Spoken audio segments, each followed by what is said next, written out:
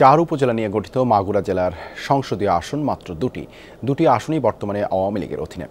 একসময় এই আসনগুলোতে বেশ প্রভাব রাখা বিএনপি এখন ব্যস্ত মাঠের আন্দোলনে, আর অন্য দলগুলো রয়েছে কেন্দ্রীয় সিদ্ধান্তের অপেক্ষায়। 3 স্তর বিশিষ্ট সেরা প্রাইম ওয়াটার ট্যাঙ্ক, বাংলাদেশের সবচেয়ে দীর্ঘস্থায়ী ব্যাকটেরিয়া মুক্ত ট্যাঙ্ক। সদর ও শ্রীপুর উপজেলা নিয়ে গঠিত মাগুরা 1 আসন। গত 5 নির্বাচন ধরেই এই আসন আওয়ামী লীগের দখলে।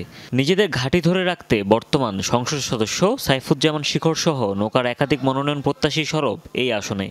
আওয়ামী লীগ একটি বৃহৎ সংগঠন, এখানে আমরা সবাই মিলেমিশে একসাথে আছি। মাননীয় প্রধানমন্ত্রী জননেত্রী শেখ হাসিনা যাকে মনোনয়ন দিবেন, আমরা দলের সমস্ত পর্যায়ের নেতাকর্মীরা তার পক্ষে কাজ করব।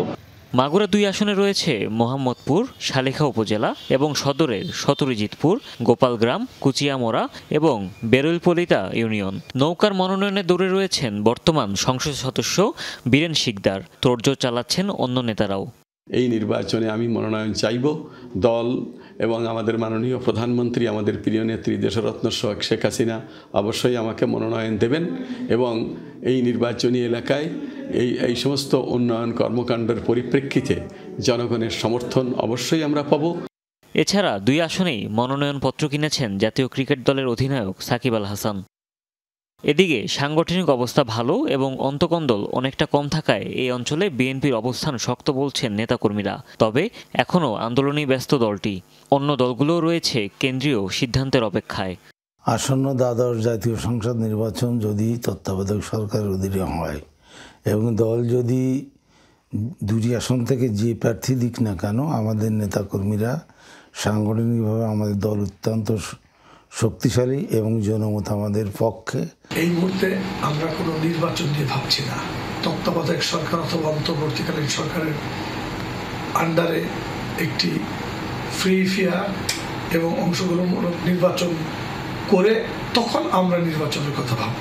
যদি নির্বাচনে অংশগ্রহণ করি, আমরা আমাদের মাগুরা 1 এবং 2 আসন পরিপূর্ণভাবে শক্তিশালী। বাংলাদেশের মানুষ যেভাবে আওয়ামী লীগ এবং বিএনপি বিমুখ হয়ে পড়েছে, আমরা মনে করি জাতীয় পার্টি সেই সুযোগটা কাজে লাগাবে। জেলার উন্নয়নে কাজ করবেন এমন জনবান্ধব নেতাদেরই প্রার্থী হিসেবে দেখতে চান মাগুরাবাসী। মাগুরার এমন প্রার্থী আমরা চাই যাদের সঙ্গে মাগুরা জনগণের সম্পৃক্ততা আছে। শুধু ভোটের সময় আমাদের খোঁজ খবর নিলে হবে না, ভোটের পরও যাতে আমাদের খোঁজ খবর নিতে পারে বা আমরা তাদের কাছে যে সুখ দুঃখের কথা বলতে পারি। মাগুরা উন্নয়নের ক্ষেত্রে সবচেয়ে বড় বাধা হচ্ছে এখানে আমাদের কোনো শিল্প কারখানা নেই, অবকাঠামো নেই।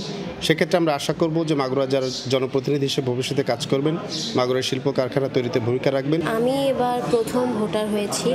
আমার প্রত্যাশা অবশ্যই থাকবে আমি যেন যাকে ভোট দিব সে একজন ন্যায়পরায়ণ ব্যক্তি হয়। মাগুরা 1 আসনে ভোটার রয়েছে 3,98,571 জন, আর 3,85,201 জন ভোটার রয়েছে মাগুরা 2-এ। হুমায়ুন রশিদ, যমুনা নিউজ।